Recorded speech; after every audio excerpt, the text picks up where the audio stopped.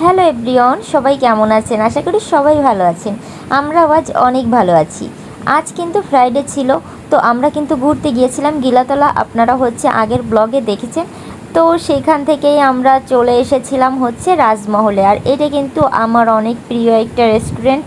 আর দেখেন চেহারার অবস্থা দেখে বোঝা যাচ্ছে, যেহেতু গিলাতলা অনেকটা দূরে, তো আস্তে আস্তে দেখেন চেহারার অবস্থা কি হয়ে গেছে। তো আমার হাজব্যান্ড বলছিল যে তুমি কোন রেস্টুরেন্টে যাবা, যেহেতু এইখানে আমার ভালো লাগে, তাই জন্য আমরা এইখানেই চলে আসলাম। বাট আসার পর দেখলাম প্রচণ্ড পরিমাণে ভিড় ছিল, আর সব কিছুই এলোমেলো ছিল, পরিষ্কার করাও ছিল না। তারপর আমি এইখানেই খাবো।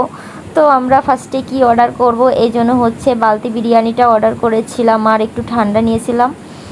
তো এই যে দেখেন এখন কিন্তু আমি রেডি হচ্ছিলাম খাওয়ার জন্য, কারণ আমার প্রচুর পরিমাণে ক্ষুধা লাগছিল। দুপুরে কিন্তু সেভাবে খাওয়া হয়নি, মেবি সকালে খেয়েছিলাম, বের হয়েছিলাম দুপুরের দিকে, তবে সেরকমভাবে রান্না করি নাই, ভাবছিলাম যে বাইরে থেকেই খেয়ে নিব, তাই জন্য আর কি।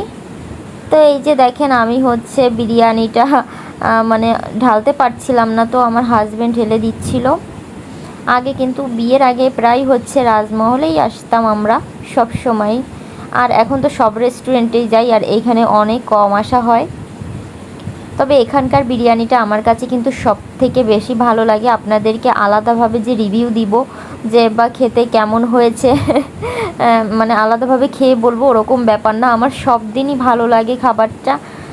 আমার কাছে সব সময় একই রকম লাগে, মাঝে মাঝে একটু ডিফারেন্ট হতে পারে, বাট আমার কাছে কিন্তু অনেক ভালো লাগে খাবারটা। দেখেন আমি খাচ্ছিলাম, যেহেতু অনেক বেশি ক্ষুধা লাগছিল, মুখটা মনে হচ্ছে শুকিয়ে গেছে একদম, এত বেশি ক্ষুধা লাগছিল গাইস। তো গিলাতলা থেকে এসেই তো খেতে হবে। তো দেখেন এই যে আমার হাজব্যান্ডও খাচ্ছিল এইখানে, তো ও একটু ভিডিও করছিল, এরপর কি যেন একটা আমাকে দিচ্ছিল গাইস। আমি এতটাই মন দিয়ে খাচ্ছিলাম যে আমি খাবারটা দেখতে পাইনি, আমি খাবারের দিকে তাকিয়ে আছি, চামচে কি মনে হচ্ছিল মাংসের টুকরা বা কিছু, আমি সেভাবে দেখতে পাইনি। আমি গালে দিয়ে দেখি কি একটা জিনিস দিয়েছে, কেমন লাগে গাইস, পুরাই তো আমি অবাক হয়ে গিয়েছি যে কি জিনিস দিল। আমি ভাবলাম ভালো কিছু দিচ্ছে, বাট দিল না।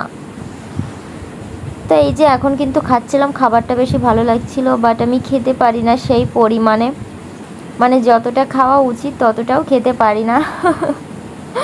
তারপরও আমার ফেভারিট যেহেতু আমি খাওয়ার চেষ্টা করছিলাম। আমার হাজব্যান্ড দেখেন কি করে, বলে তোমার আর খেতে হবে না, তাই জন্য খাবারটা নিয়ে নিচ্ছিল।